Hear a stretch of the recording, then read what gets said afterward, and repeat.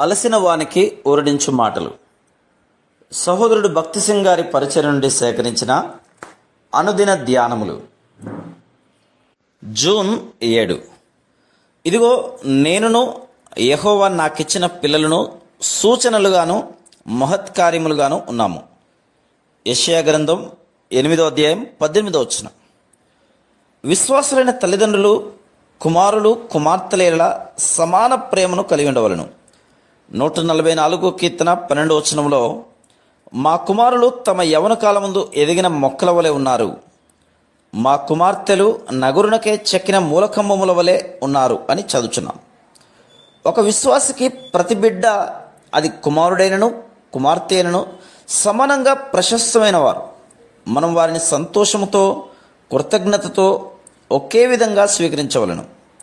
చాలా సందర్భములలో తల్లిదండ్రులు కుమారుడైన పెద్ద విందు, కుమార్తె అయిన సామాన్యమైన భోజనం ఏర్పాటు చేయదు.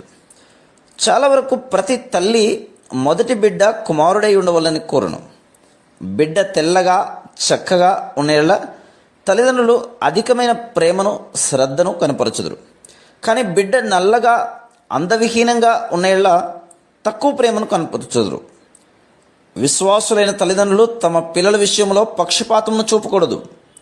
ప్రతి బిడ్డను సమానమైన ప్రేమతో, శ్రద్ధతో, సంతోషంతో, కృతజ్ఞతతో అంగీకరించవలెను. యెషయా పిల్లలు తనకు, తన దేశమంతటికి కూడా సూచనలుగా ఉన్నారు. అతని ప్రతి ఒక్క బిడ్డ ప్రత్యేకమైన అర్థము గల పేరు కలిగి ఉండిరి. యెషయా గ్రంథం 8వ అధ్యాయం 3-4 వచనాలు. దేవుడు యెషయా ఆ జనాంగమునకు ఏ వర్తమానం ఇవ్వవలనో వారి ద్వారా ధైర్యముగా దేవుని వాక్యమును ఎట్లు రాజునకు చెప్పవలనో ఈ పేర్లు అతనికి జ్ఞాపకం చేశాను. ఆ విధంగా అతని పిల్లలు సూచనగా నుండిరి. విశ్వాసులైన తల్లిదండ్రులు తమ పరలోకపు పిలుపును తమ పిల్లల ద్వారా అర్థం చేసుకునగలరు. ప్రభువైన యేసుక్రీస్తు తల్లిదండ్రులు పిల్లల యొక్క ఉదాహరణను తీసుకొని తండ్రి అయిన దేవుడు తనను అడుగు వారికి పరిశుద్ధాత్మను ఏ విధంగా ఇచ్చినో వివరించను. లూకా సువార్త 11:13. ఆ విధంగా మీ పిల్లలతో మీ అనుదిన అనుభవముల ద్వారా దేవుని గురించిన అనేక సత్యములు, ఆయన ప్రేమ, విశ్వాస్యత, జాలి మొదలగునవి బయలుపరచబడును. విశ్వాసులైన తల్లిదండ్రులు తమ పిల్లలను శిక్షించుటకు వెనదీయకూడదు. హెబ్రీ 12:7లో తండ్రి శిక్షింపని కుమారుడెవడు అని దేవుని వాక్యం చెప్తుంది.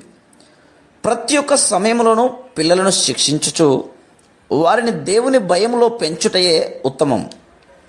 అందరము పాపపు స్వభావంతో జన్మించిన వారం కనుక పిల్లలు తప్పు చేసినప్పుడు వారిని శిక్షించుట అవసరమైంది. చిన్నప్పుడు వారిని క్రమశిక్షణలో ఉంచినేలా వారు పెద్దవారైన తర్వాత నీకు కృతజ్ఞులైందురు. దేవుడు ప్రతి బిడ్డ విషయంలో ప్రత్యేకమైన ప్రణాళిక కలిగి ఉన్నాడు.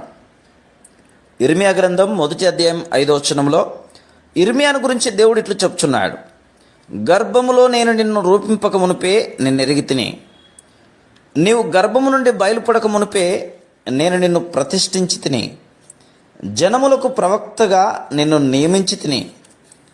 విశ్వాసులైన తల్లిదండ్రులు ప్రార్థన ద్వారా తమ పిల్లల విషయమైన దేవుని స్పష్టమైన ప్రణాళికను ఎరగగలరు. ప్రార్థన ద్వారానే ఆ ప్రణాళికలో నడిపించగలరు. Praise the lord.